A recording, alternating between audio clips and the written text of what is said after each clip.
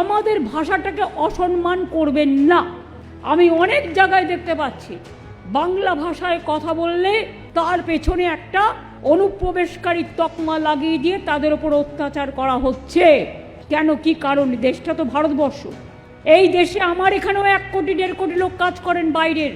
বিহার বলুন, উড়িষ্যা বলুন, মধ্যপ্রদেশ বলুন, রাজস্থান বলুন, গুজরাট বলুন, তামিলনাড়ু বলুন, কই তাদের তো আমরা ভাই বোনের মতো সম্মান করি। তাহলে আমাদের লোকেরা কি অপরাধ করলো যে আজকে তাদের ওপরে সন্ত্রাস চালাতে হবে, বুলডোজার চালাতে হবে, আমাদের অস্মিতাকে অসম্মান করতে হবে? আমাদের ভাষায় কথা বলা কি অপরাধ?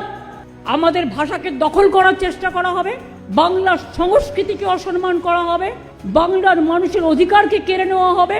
আমরা তো কারো অধিকার কাড়ার পক্ষে নই, আমরা গণতন্ত্রের পক্ষে, আমরা সর্বধর্ম সমন্বয়ের পক্ষে।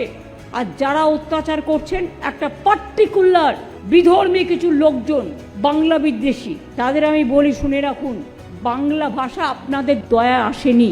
1950 সালে সংবিধান যখন প্রণয়ন হয়েছিল তখন থেকেই বাংলা ভাষা রেজিস্টার্ড এবং 8ম তপশিলিভুক্ত স্বীকৃত ভাষা হিসেবে স্বীকৃত।